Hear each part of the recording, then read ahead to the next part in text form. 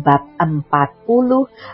Rehan keluar dari kamar mandi. Ana mendekati Ray dan langsung membantu mengelap tubuh sang suami yang basah. "Kita mau bulan madu kemana?" tanya Ana. Ray mencubit hidung istrinya. "Rahasia. Nanti kamu juga bakal tahu. Yang pasti tempatnya sangat indah, cocok untuk sepasang pengantin baru seperti kita." "Pengantin baru cocoknya di kamar. Ngapain harus pergi bulan madu?" sahut Ana. Rehan terkekeh. "Ucapan istriku memang benar. Pengantin baru memang harus di kamar terus. Tapi kita harus mencari suasana baru." Rehan mengedipkan sebelah matanya. Ana memberikan pakaian kepada sang suami.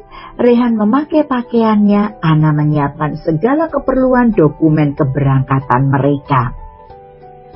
Pintu kamar hotel diketuk. Ana membuka pintu kamar. 2 orang pengawal Rehan sudah berdiri di pintu.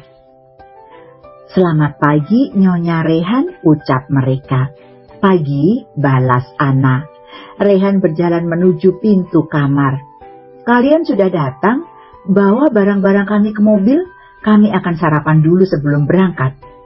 2 orang pengawal menunduk hormat. "Siap, Tuan." Mereka masuk ke dalam kamar. Keduanya keluar dengan membawa 2 koper di tangan. Ana mengambil tasnya. Dia dan Ray keluar dari kamar hotel. Mereka akan sarapan terlebih dahulu. Sarapan untuk pemilik hotel sudah siap sedia. Karena memang resepsi pernikahan diadakan di hotel milik Rehan. Ana dan Rehan makan dengan lahap. Selesai sarapan, Ana dan Rehan masuk ke dalam mobil. Sopir mengantarkan mereka menuju bandara. Ana dan Ray akan memakai pesawat pribadi. Itu dilakukan Rehan karena dia tidak mau repot. Tinggal naik pesawat terus berangkat. Pengawal sudah siap menjemput bos besar mereka. Pintu mobil dibuka dengan gaya cool dan terkesan angkuh. Ray keluar dari dalam mobil. Dia harus tetap menjaga wibawanya. Ana keluar dari dalam mobil. Ana menebar senyum ramah kepada pengawal suaminya. Ray yang melihat itu menatap tajam kepada barisan pengawal. Sontak mereka menundukkan wajah. Mereka tidak berani melihat maupun membalas senyuman manis Ana. Hanya Rehan yang boleh menikmati senyum manis sang istri. Ana mencubit perut Ray. "Senyum saja tidak boleh sih." "Senyummu hanya aku yang boleh menikmatinya," sahut Rehan. Ana dan Ray naik ke dalam pesawat. Ana langsung saja menuju kamar pribadi yang ada di dalam pesawat tersebut. Dia ingin tidur selama dalam perjalanan. Semalam dia tidak tidur dengan nyenyak. Rehan selalu mengganggunya. Baru saja terlelap tidur, Rehan sudah menggemburnya lagi. "Ray, aku mau tidur, jangan menggangguku ya," ucap Ana. Rehan mendelik mendengarnya. Baru saja dia ingin membuka kaus dari tubuhnya, istrinya sudah memberi peringatan untuk tidak mengganggu. Rehan ingin bermain di dalam pesawat. Dia duduk di sisi tempat tidur. Rehan menghela nafasnya. Dia ikut berbaring di samping Ana dan memeluknya dengan erat. "Kamu tidur saja dengan nyenyak. Tapi saat kita sudah sampai jangan harap ya kamu bisa tidur nyenyak," kata Ray sambil terkekeh. Ray ikut memejamkan matanya. Dia tertidur dengan memeluk sang istri tercinta. Selama dalam perjalanan mereka akan menghabiskannya dengan tidur. Ayah Dimas keluar dari dalam mobil. Dia datang ke rumah putranya. Ayah Dimas tahu betapa sedih dan hancurnya Dimas. Dia menekan bel rumah, namun tidak ada yang membukakan pintu. Dia mendorong gagang pintu. Pintu terbuka karena tidak dikunci. Ayah Dimas masuk ke dalam rumah. Terlihat rumah sangat berantakan. Dia menaiki anak tangga menuju kamar tidur. Tidak ada Dimas di dalam kamar tidurnya. Ayah Dimas menuju kamar mandi, dia memutar kenop pintu lalu masuk. "Dimas!" teriaknya. Ayah Dimas menghampiri putranya yang berlumuran darah. Ada silet yang tertancap di pergelangan tangan putranya. "Apa yang kamu lakukan, Nak?" Ayah Dimas menangis melihat putranya. "Ana sudah tidak bersamaku. Lebih baik aku mati saja. Aku tidak sanggup." Lirihnya terbata-bata. Ayah Dimas berlari keluar kamar mandi. Dia mengambil syal di dalam lemari. Ayah Dimas mencabut silet yang tertancap di pergelangan tangan putranya. Dia lalu membalut kulit yang terluka itu. "Kita harus ke rumah sakit." Dengan tergopoh-gopoh dia membawa tubuh berat Dimas. Air mata sudah mengalir di pipinya. Dia tidak mengira putranya nekat bunuh diri. Sebagai orang tua dia menyesal selama ini sudah menekan Dimas. Hanya demi seorang keturunan, dia dan istrinya terus menekan Dimas. Akhirnya putranya itu berbuat kesalahan yang fatal. Dimas kehilangan cintanya. Wanita yang dicintainya sudah resmi menjadi milik orang lain. Dengan sekuat tenaga ayah Dimas membawa masuk putranya ke dalam mobil. Dia menghidupkan mesin dan segera melaju ke rumah sakit. Dimas sudah lemas tidak berdaya, matanya sudah buram, bibirnya tiada henti menyebut nama Ana. Ayah Dimas semakin bersedih, dia tidak tega melihat putranya menderita. Andai saja waktu bisa diputar kembali, pasti dia akan memperbaiki segalanya. Mobil sampai di rumah sakit, ayah Dimas keluar dari dalam mobil. Dia memanggil perawat yang akan membantu membawa Dimas ke dalam rumah sakit. Dimas dilarikan ke rumah sakit ke dalam ruangan ICU. Suster dan dokter segera melakukan tindakan agar nyawa pasiennya bisa tertolong. Ayah Dimas segera menelpon sang istri untuk ke rumah sakit. Beliau terduduk lemas di kursi tunggu ruang ICU. Dia mengusap wajahnya dan menarik nafas panjang. Ayah Dimas tidak pernah mengira jika putranya bisa berbuat senekat itu. Langkah kaki terdengar di telinga. Ayah Dimas berdiri menyambut istrinya yang baru saja datang. Mereka berdua berpelukan seraya menitikkan air mata. Apa yang sebenarnya terjadi ya? Kenapa bisa Dimas berbuat nekat seperti itu? Ibu Dimas menangis terseduh-seduh. Sang suami mengusap punggung belakang istrinya, mencoba untuk menguatkan.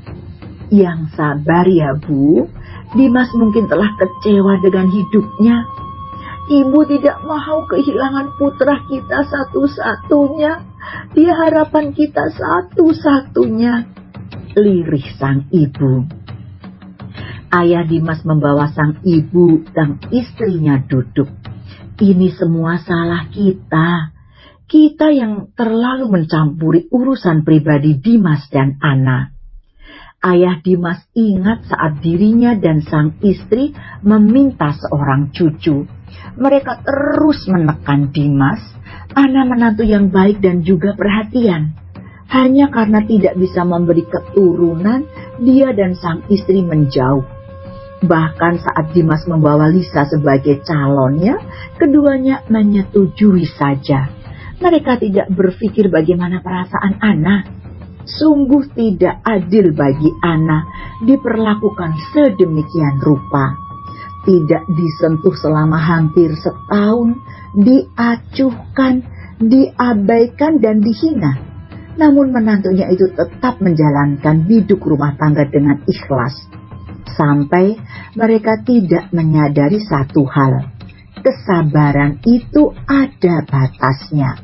Mereka kehilangan menantu yang begitu baik dan Dimas kehilangan sang istri yang begitu dia cintai.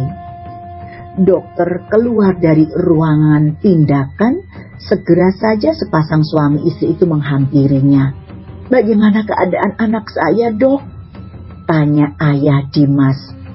"Masa krisisnya sudah lewat. Syukurlah dia bisa secepatnya dibawa ke rumah sakit. Putra Bapak akan kami pindahkan ke ruang perawatan, jelas dokter. Sepasang suami istri itu bernafas lega. Terima kasih dokter. Dokter berlalu meninggalkan ruangan tindakan. Ayah dan ibu Dimas berucap syukur Dimas sudah lewat masa kritisnya. Tuhan masih menyayangi nyawa putra mereka dengan memberi kesempatan untuk Dimas melanjutkan hidupnya kembali. Dimas dipindahkan ke ruang perawatan, dia masih belum sadar diri. Wajah pucat serta kantung mata tampak jelas di matanya, di pergelangan tangannya terbalut perban putih. Sang ibu duduk di samping berangkar, dia mengusap lembut puncak kepala Dimas. Air matanya terus meleleh di pipinya. Begitu juga dengan sang ayah. Dia tidak tega melihat putranya terbaring lemah tidak berdaya. Tampak sekali Dimas tidak bisa mengurus dirinya sendiri.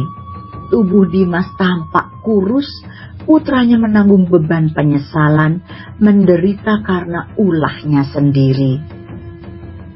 Ibu janji, nak, ibu tidak akan mencampuri urusan kamu lagi. Kami tidak peduli kamu punya keturunan atau tidak, kami akan menerimanya, ucapnya sambil terisak. Andai ibu Dimas bicara seperti itu saat putranya masih bersama Ana, sudah dipastikan betapa bahagianya hidup Dimas. Benar Dimas, kami tidak akan mencampuri hidupmu lagi, timpal sang ayah. Penyesalan selalu datang terlambat. Percuma saja orang tua Dimas berkata seperti itu. Putranya sudah berpisah dari wanita yang dia cintai. Terlambat, sungguh sangat terlambat berkata seperti itu. Wanita yang dicintai Dimas sudah menjadi milik orang lain. Dimas menggerakkan jari-jarinya. Dimas, kamu sudah sadar, nak? Ibu Dimas menggenggam tangan putranya. Dimas perlahan membuka mata. Bu, di mana Ana? Lupakan Ana, nak. Kamu harus melanjutkan hidupmu, lirih ibu Dimas. Dimas menitikkan air mata. Dia berharap saat dia terbangun, semua menjadi seperti yang dia impikan. Dimas berharap perpisahan mereka hanyalah mimpi belaka. Namun sayangnya, itu semua adalah kenyataan. Ana sudah tidak berada di sisinya lagi. Wanita pujaannya sudah dimiliki oleh pria lain. Maafkan kami, Dimas. Kami yang membuatmu menjadi seperti ini. Maafkan ayah dan ibu, ucap ayah Dimas. Dimas hanya terdiam, dia enggan untuk bicara. Hanya air mata yang selalu dia teteskan. Ibu Dimas mengusap lelehan air mata yang menetes di pipi putranya. Dia mengusap lembut puncak kepala Dimas hingga sang putra tertidur kembali. Ibu Dimas kasihan sekali melihat putranya. Hanya karena keegoisan mereka menyebabkan Dimas menderita. Malam harinya suara langkah kaki masuk ke dalam ruang rawat Dimas.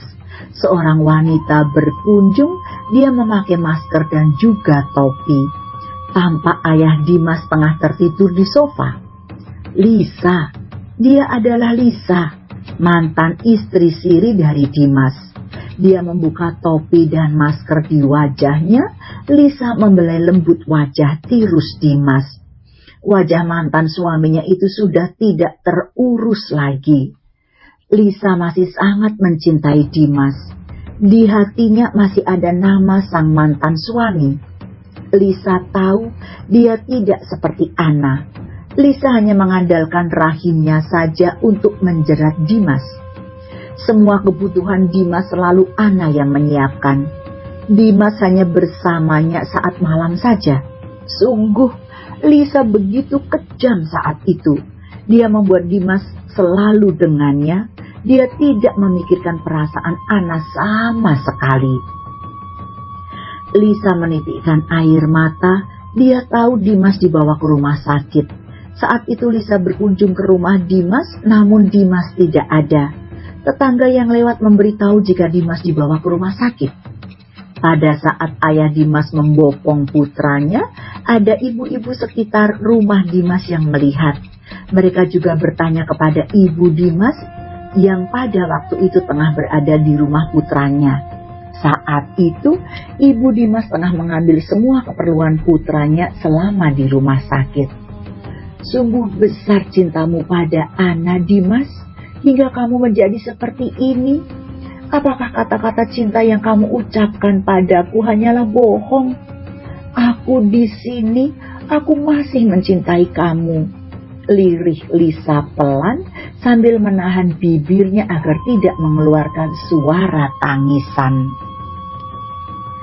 Ayah Dimas menggeliat, segera Lisa berlari keluar. Ayah Dimas bangun dari tidurnya. Dia merasa seperti ada orang yang bicara. Dia beranjak dari sofa. Dimas masih tidur. Aku keluar sebentar cari makan, gumam di ayah Dimas. Ayah Dimas keluar dari ruangan. Dia pergi keluar mencari makan. Di sekitar rumah sakit ada penjual makanan yang buka sampai pagi. Melihat kepergian ayah Dimas, Lisa kembali masuk ke dalam. Dia duduk di kursi di samping brangkar. Lisa menggenggam erat tangan Dimas. Dia juga mengecup lembut dan menempelkannya di pipi. Kembalilah padaku, Dimas. Aku masih mencintai kamu. Dimas membuka matanya perlahan. Dia melihat Lisa yang tengah menangis dan memegang tangannya. Lisa? Dimas, ini aku, lirih Lisa. Dimas melepaskan tangannya yang digenggam oleh Lisa. Dia mengalihkan pandangan matanya. Dim, kamu sudah tidak mencintaiku? Pergilah Lisa, aku tidak ingin melihatmu, ucap Dimas. Bagi Dimas, melihat wajah Lisa sama saja membuatnya teringat akan perlakuan buruknya pada Anna. Bagaimana saat itu dia menolak Anna hanya demi Lisa. Dimas, aku mohon Lisa, aku tidak ingin melihatmu, maafkan aku, ucap Dimas lagi. Lisa mengangguk dan beranjak dari duduknya. Dia melangkah pergi dari ruangan Dimas. Bersambung.